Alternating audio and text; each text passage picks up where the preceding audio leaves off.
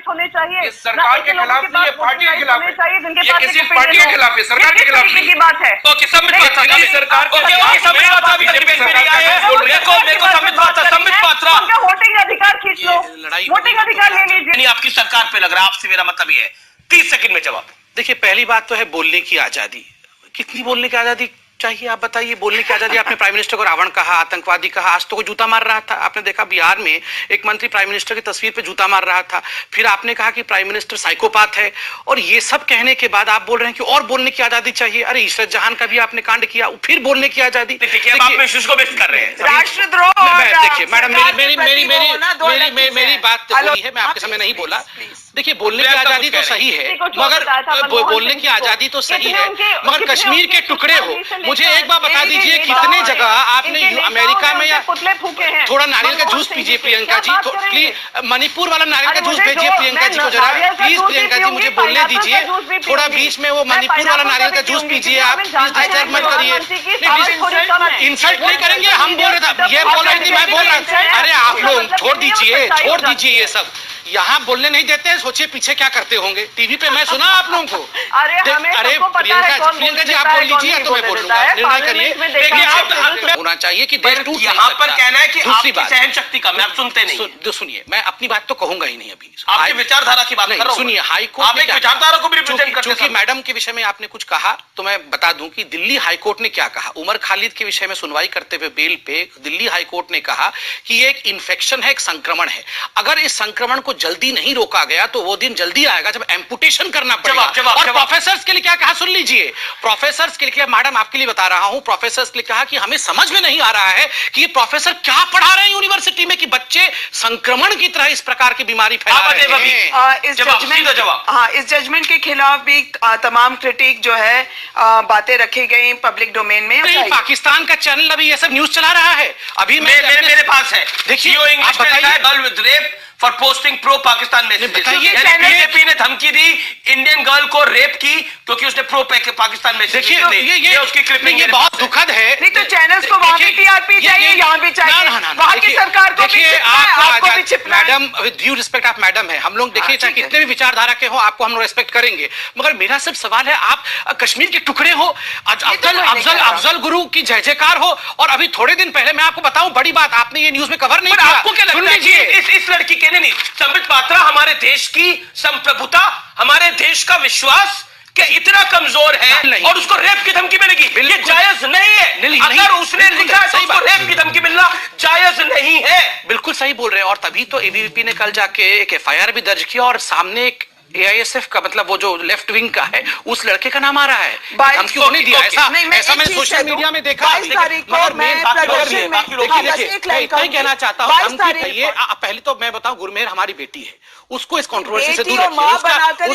उसका फ्रीडम है, वो कुछ भी बोल सकती है, मगर ये जो आइडियोलॉजी है जिसमें army is a rapist army, यह भी एक सेमिनार परसों होने वाला था। राहुल गांधी भी यही कह रहे हैं,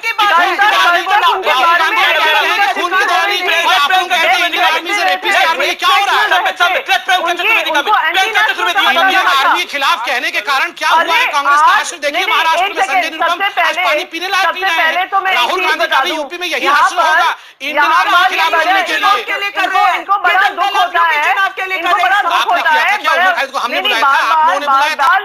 अरे मुझे बोलने दीजिए, बोलिए प्रियंका, बोलिए प्रियंका। यहाँ पे बात कर रहे थे प्रधानमंत्री जी के बारे में, ऐसा कहा जाता है, वैसा कहा जाता है। ये भूल जाते हैं कि मनमोहन सिंह जी जब प्रधानमंत्री थे, इन्हीं की पार्टी संसद के अंदर आकर उनको रेनकोट क्या कह दिया, पूरा बवाल कट गया था कि रेनकोट क्यों कह दिया? बताइए, रेनकोट का गंदा गाली है, प्रियंका चतुर्वेदी आप जस्टिफाई कर रही है। प्रियंका चतुर्वेदी अब अब्दुल जलील जस्टिफाई कर रही है बिहार के मिनिस्टर को जो प्रधानमंत्री मोदी की फोटो लगाकर इसमें झूठे मार रहे हैं। देखिए, एक सभ्यता तो होगी ना, विरोध की भी एक सभ्यता होगी क्या?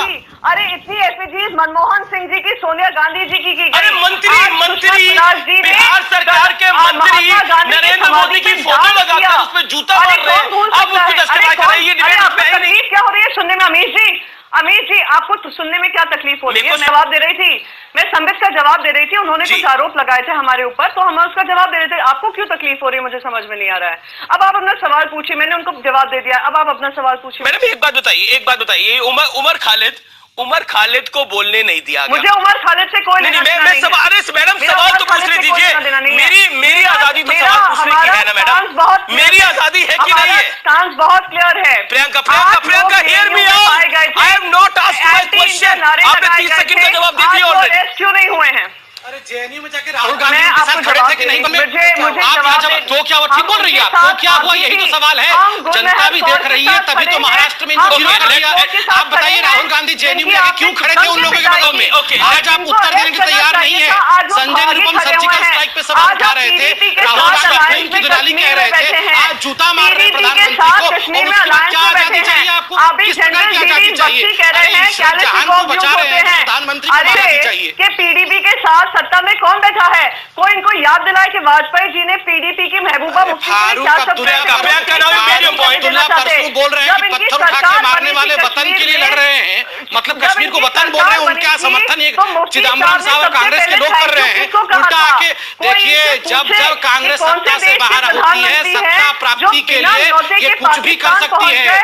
नेहरू जी प्रधानमंत्री बनने के लिए देश का विभाजन कर दिया, और राहुल गांधी को किसी भी कीमत पे लॉन्च करने के लिए ये कुछ भी कर सकते हैं। मैं बता रहा हूँ, नेहरू जी ने देश का विभाजन किया कि प्रधानमंत्री बने। राहुल गांधी बुरहान वानी के ऊपर संबित पात्रा ने आपसे सवाल पूछा था। मैडम, मैंने आपसे पूछा था कि उमर खालिद का विषय था कि इस बुरहान वानी रिवोल्यूशनरी लाइक चे गुवेरा? उसने हाँ कहा है और उसी पे वो बोलने वाला था।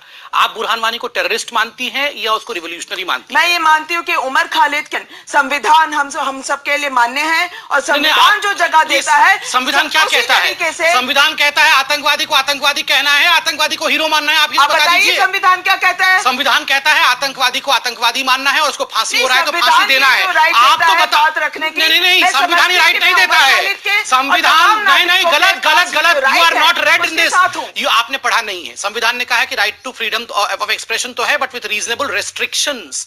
आप रीजनेबल रेस्ट्रिक्शन आप लगाएंगे, बीजेपी आरएसएस लगाएगी, तो मतलब आप बोलेंगे बुरहान वानी हीरो है? देखिए, आज न्यूज 18 में जिस प्रकार से मैडम एक्सपोज हुई है और इनकी विचारधारा एक्सपोज हुई है, और नहीं तो बुरहान वानी बता दीजिए आतंकवादी था। आप बता देंगी? मैं बता रहा हूँ, 1 घंटे का डिबेट हो जाएगा, मगर ये नहीं आतंकवादी नहीं। ये और प्रियंका चतुर्वेदी दोनों नहीं बोलेंगी, प्रियंका भी नहीं बोलेंगी, ये भी नहीं बोलेंगी। देखिए, ऐसे मैं आतंक के साथ नहीं हूँ, और मैं ये भी कह दूं, बुरहान वानी आतंकवादी था या नहीं, ये तो बोल दीजिए। उमर खालिद बुरहान, अरे छोड़िए ना, एक सेंटेंस है। आप एक प्रोफेसर है मैडम, रेप्यूटेड कॉलेज में है, आप इतना 2 सेंटेंस बोल दीजिए बुरहान वानी आतंकवादी है और नक्सलिज्म खराब है। ये दोनों से हर विषय पर राय रख रही हैं, आप तारीख फतेह पर राय रख रही हैं। आजादी क्या है? साथ नहीं है। अरे आतंकवादी को आतंकवादी नहीं है, कमाल है। और प्रियंका जी भी बोले, मैं प्रियंका को बोलने दीजिए। ओके, लेट प्रियंका कम इन। प्रियंका को बोलने दीजिए। प्रियंका चतुर्वेदी, संबित को वार्न कर दूं, मैं संबित को वार्न कर दूं। बताइए, कल मेरे दांत तोड़ रहा था प्रवक्ता जी, बात करिए। आप लोग सब मेरे सर पैर तोड़ दीजिए। बात करने की जरूरत नहीं है उन्हें। नहीं, आप सर को कह रहा था मैडम, इतना गुस्साइए मत। ये खून की दुलाली कौन कह रहा था?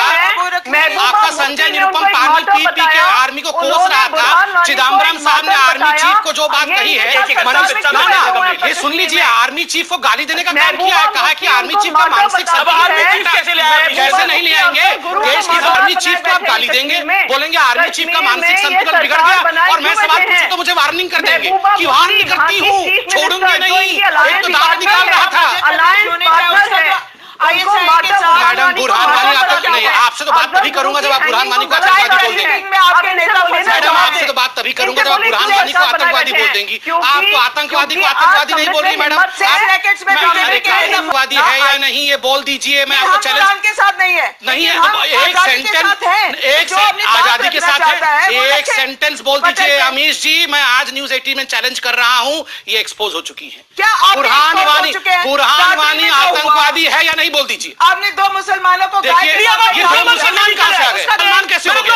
अरे आतंकवाद नहीं होता है, मुसलमान हो गए। डिबेट को मिलता है, इनको सैलरी से नहीं होता। अरे अभिजीत भट्टाचार्य साहब, प्रियंका जी एक बार आप भी बोल दीजिए बुरहान वानी। अब ये गन रख के क्या कर रहे हैं? बोल दीजिए पहले मुझे ये बोल दीजिए, महबूबा मुफ्ती जिसने बुरहान वानी को माता बनाया था, अरे नाना मारा तो हमने, मारने वालों को क्या सवाल पूछ रहे हैं? जिनको हमने हैंग किया था, मारा किसने? सर ऊपर उठा करके हम पकड़ से कह सकते हैं, तो वो भारतीय के लिए हम लड़ते हैं। मैडम बात को करने दीजिए, लोगों के पास पॉइंट। मैं तो सिर्फ इतना मैडम से पूछ रहा हूं कि आप बता दीजिए, नक्सलिज्म खराब है, आप डिनाउंस करती है नक्सलिज्म को, बुरहान वानी आतंकवादी है, आपसे ये 2 सेंटेंस नहीं बोला जा रहा है और आप इतना बड़ा डिबेट क्यों कर रही हैं? उसको तो मार गिराया, इसमें क्या दिक्कत क्या है? देखिए वो हाफिज सईद ने हमारे ऑडियो में बोला, आप सिर्फ नक्सलिज्म को और बुरहान वानी को डिनाउंस कर दीजिए। आप और प्रियंका जी दोनों डिनाउंस नहीं करेंगी। हम डिनाउंस करते हैं, हम आतंक का या Burhan Wani is a terrorist बोल दीजिए प्लीज मेरे साथ, रिपीट करिए। बुरहान, बस यही तो है देश। देखे देश, Burhan Wani is a terrorist, ये नहीं बोलेंगे। ओके सर, आज का निष्कर्ष ये कि ये देश रहेगा तो ये कॉलेजेस भी रहेंगे, और इस देश को अगर रखना है तो जरूरी है कि कम से कम हम देश के विषय के ऊपर तो एक साथ बोल